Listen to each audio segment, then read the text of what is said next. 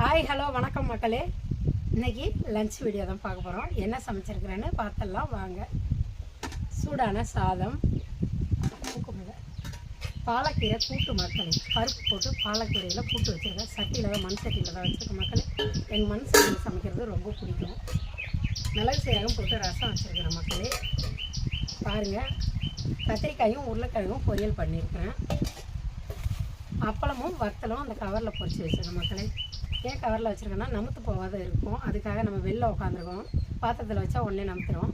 இப்போ சாப்பாடு அப்பாவுக்கும் தம்பிக்கும் கட்டி கொடுத்து அனுப்புகிறேன். எங்கள் வீட்டுக்காரர் வேலைக்கு போயிட்டார். அவர் நைட் சாப்பாடுக்கு தான் எப்பயுமே வீட்டுக்கு வருவார் மக்களே.